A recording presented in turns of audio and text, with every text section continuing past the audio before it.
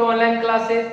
Last class में हम लोगों ने क्वोथनांक का उन्नयन के बारे में अध्ययन किया था, जिसमें हम लोगों ने राउल्ट का नियम भी पढ़ा था और क्वोथनांक का उन्नयन और विलय के अणुभार के बीच संबंध भी स्थापित किया था। अगर आपने वो वीडियो नहीं देखा है तो आप उसे जरूर देखें। आपको अच्छा लगे तो उसे लाइक करें, अधिक से अधिक शेयर करें। यदि आप हमारे चैनल पे नए हैं तो इसे सब्सक्राइब कर लें, जिससे आने वाली वीडियो आप तक सबसे पहले पहुंच सके। आज का जो हमारा टॉपिक है वो बहुत इंपॉर्टेंट टॉपिक है। तीसरा नंबर हमारा जो क्वेश्चन है, मतलब कि अणुसंख्या गुणधर्म का तीसरा टॉपिक है, हिमांक का अवनमन, अर्थात फ्रीजिंग पॉइंट में किस प्रकार का डिप्रेशन देखने के लिए मिल रहा है, मतलब किस प्रकार की कमी आ रही है। तो फ्रीजिंग पॉइंट पहले होता क्या है, तो जब कोई द्रव किसी ठोस में परिवर्तित होता है तो जिस ताप पर वो ठोस में परिवर्तित होता है उस ताप को हम लोग उसका फ्रीजिंग पॉइंट या हिमांक कहते हैं। जैसे कि पानी का हिमांक तो 0 डिग्री सेल्सियस होता है, उसमें वो बर्फ जम जाता है। तो हिमांक का अवनमन से आप क्या समझते हैं। दूसरा क्वेश्चन है इसमें हिमांक का अवनमन के लिए राउल्ट के नियम को लिखिए, मतलब हम लोग को राउल्ट का नियम लिखना है। तीसरा क्वेश्चन है हिमांक का अवनमन और विलय के अणुभार के बीच संबंध बताना है। और चौथा क्वेश्चन है मोलल अवनमन स्थिरांक को परिभाषित करना है। मतलब जैसे पीछे पढ़ा था हम लोगों ने 4 क्वेश्चन, वैसे इसमें भी है, तो बहुत आसान है, उसको हम लोग जल्दी जल्दी देखेंगे। हिमांक का अवनमन तो क्या हो जाएगा, जब किसी शुद्ध विलायक में अवाष्पशील विलय को मिलाया जाता है तो विलयन का हिमांक कम हो जाता है। कम क्यों हो जाएगा, क्योंकि जब अवाष्पशील विलय को मिलाया जाएगा तो उसका वाष्प दाब कम हो जाएगा। जब वाष्प दाब कम होगा तो हिमांक भी क्या हो जाएगा, कम हो जाएगा। याद रखिएगा, वाष्प दाब कम हुआ तो हिमांक कम होगा, अगर वाष्प दाब कम हुआ तो हिमांक, वो जो क्वोथनांक है वो बढ़ जाता है, अर्थात हिमांक घटता है वाष्प दाब कम होने पर और क्वोथनांक बढ़ता है। जैसे पिछले वाले में हम लोग का बढ़ रहा था, तो यहाँ क्या हो गया, हिमांक क्या हो जाता है, कम हो जाता है, जिसे हिमांक का अवनमन कहते हैं। इसे डेल्टा टी एफ, एफ मतलब freezing, F delta T F कहते हैं। अर्थात डेल्टा टी एफ बराबर क्या हो जाएगा, तो यहाँ कमी को दर्शा रहा है, तो पहले ज्यादा था बाद में कम हो गया। तो पहला क्या है, शुद्ध विलायक का हिमांक माइनस विलयन का हिमांक, मतलब डेल्टा वो टी एफ बराबर, डेल्टा टी एफ बराबर T not F minus T F. इससे पहले हम लोगों ने टीबी के लिए पढ़ा था, डेल्टा टीबी बराबर TB minus T not be पढ़ा था, याद कीजिएगा। तो ये उसमें पढ़ा था, परंतु यहाँ पर उल्टा हो जाएगा, क्योंकि यहाँ कमी हो रही है, तो कमी होगी तो विलायक का ज्यादा होगा, विलयन का कम होगा। ठीक है, यहाँ से तो क्लियर हो गया। नेक्स्ट है राउल्ट का नियम क्या है, तो राउल्ट का नियम सेम वही पिछले बार के रहे, किसी विलयक में हिमांक का अवनमन उसमें उपस्थित विलय के मोलल सांद्रता, मतलब मोललता n के समानुपाती होता है। अर्थात जो विलयन का हिमांक का अवनमन है वह उसके मोललता के समानुपाती होता है। अर्थात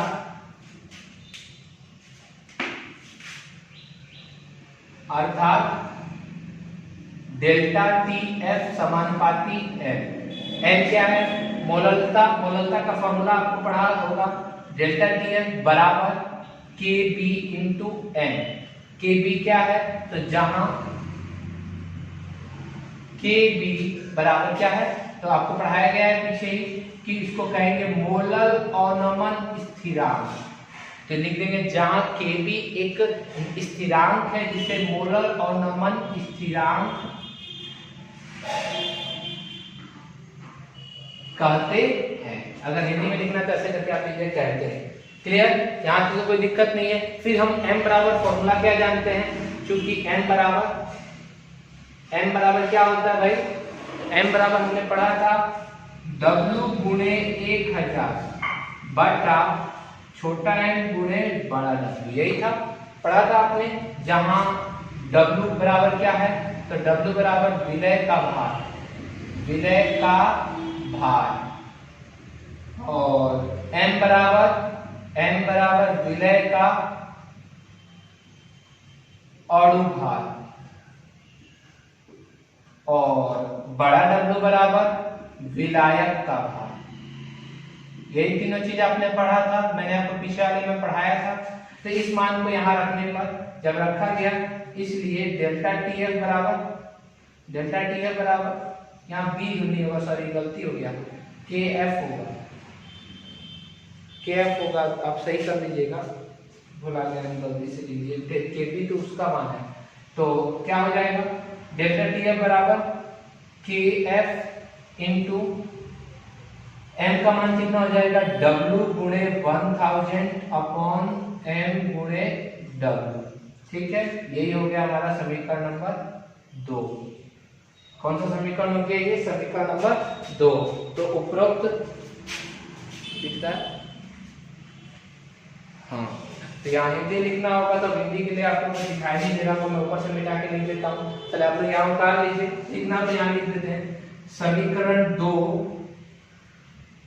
समीकरण 2 मैं बोल रहा, लिख लीजिए। समीकरण 2 हिमांक का अवनमन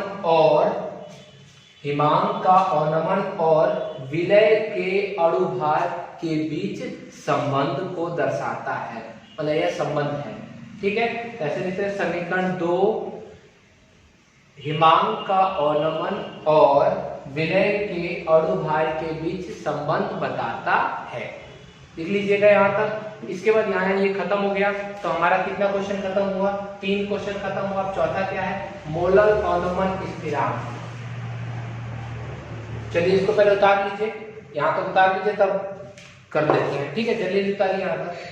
चलिए अब हमारा नेक्स्ट है मोलर अवनमन स्थिरांक, अर्थात मोलर डिप्रेशन कांस्टेंट, या इंग्लिश में एक और नाम से उसको जाना जाता है क्रायोस्कोपिक कांस्टेंट। यहाँ आप लोगों ने लिखा था, हिंदी जो लिखना था आपने लिख लिया होगा कि हिमांक का अवनमन और विलय के अणुभार के बीच संबंध है। तो यहाँ पे आप लोग को KF का मान बताना है हम लोग को, मोलर अवनमन स्थिरांक। तो जैसे पिछले वाले टॉपिक में किए थे वही करते हैं हम लोग। यहाँ पर हम जानते हैं डेल्टा TF बराबर फॉर्मूला क्या आया था?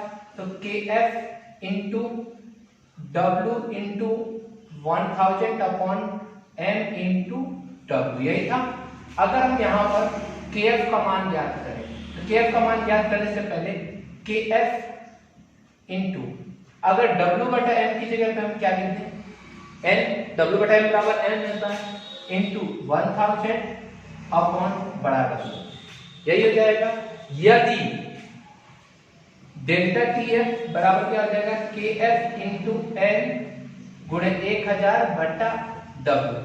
यदि W बराबर हम 1000 मान लें, कितना? 1000 ग्राम मान लें, और N बराबर क्या मान लें? 1 मान लें, तो आप देखिए यहाँ जैसे 1000 रखेंगे क्या होगा? रख के देखिए, 1000 जैसे ही रखेंगे क्या होगा? डेल्टा TF बराबर KF इंटू N का मान 1 गुणे 1000 बटा W का मान 1000, कट के क्या आ जाएगा? डेल्टा TF बराबर क्या आ जाएगा? KF। मतलब हम लोगों ने ये जाना कि यदि W का मान 1000 और N का मान 1 हो, तो डेल्टा TF का मान क्या होगा? KF के बराबर होगा। अर्थात जो परिभाषा क्या बनेगी? तो जैसे पीछे वाले बनेगी, 1000 ग्राम विलायक में, W का मान विलायक होगा, बड़ा W है, विलायक में विलय का 1 मोल, N बराबर 1 मोल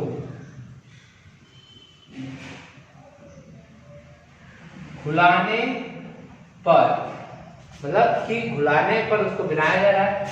1000 ग्राम विलायक में विलय का 1 मोल घुलाने पर हिमांक में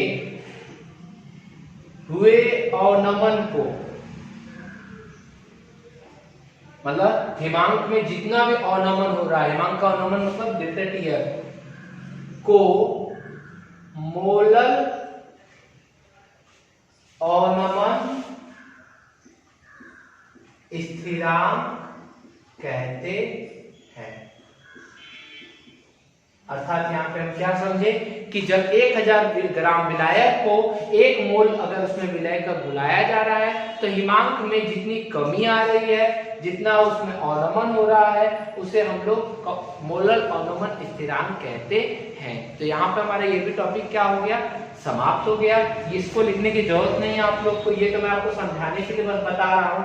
ठीक है, बस यहीं पर लिख करके आप ये परिभाषा जैसे लिखेगा वैसे आपका ये टॉपिक क्या हो जाएगा? समाप्त हो जाएगा। ठीक है, तो ये आपका ये भी टॉपिक समाप्त हो गया। इसको इन्वर्टेड कॉमा में रख दीजिएगा, डेफिनेशन है। खत्म। तो हम लोगों ने 3 अभी तक पढ़ लिया। पहला वास्तव पढ़ा, दूसरा क्वथनांक का उन्नयन, हिमांक का अवनमन। हिमांक के अवनमन में जो है उसमें हिमांक में कमी हो रही है और क्वथनांक का उन्नयन में क्वथनांक में वृद्धि हो रहा था।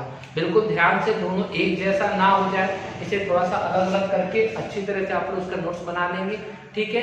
अगर कोई भी आपको प्रॉब्लम हो रही हो, जैसे ना समझ में आ रहा हो, चाहे कुछ भी प्रॉब्लम हो रही है, तो मेरा व्हाट्सएप नंबर आपके पास है, आप उस पर मैसेज कर दीजिएगा कि हमको ये चीज़ समझ में नहीं आ रहा है, तो मैं उसको दोबारा आप लोग के लिए करा दूंगा, ठीक है।